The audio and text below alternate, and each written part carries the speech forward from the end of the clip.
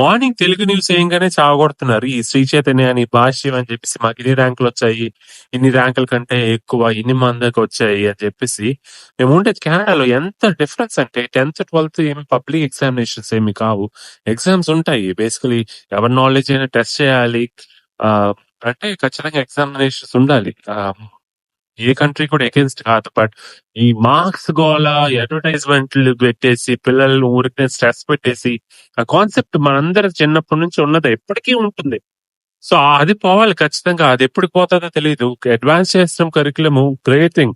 But ఇక్కడ కెనడాలో ఎలా ఉంటదంటే, ఆ స్టూడెంట్ డ్రైవ్ చేస్తారు. ఓకే, నువ్వు చదువుకోవడానికి ఇంట్రెస్ట్ ఎలా క్రియేట్ చేయాలో అలా క్రియేట్ చేస్తారు. మార్కింగ్ చేసేసి నువ్వు ఇన్ని మార్కులు వస్తేనే గొప్ప, లేకపోతే కాదన్న ఆ ఇన్ఫీరియారిటీ కాంప్లెక్స్ అయితే ఖచ్చితంగా క్రియేట్ చేయరు ఇక్కడ.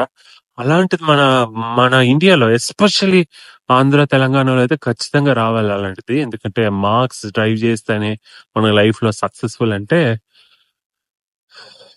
నాకైతే 10th లో సెకండ్ క్లాస్ వచ్చింది.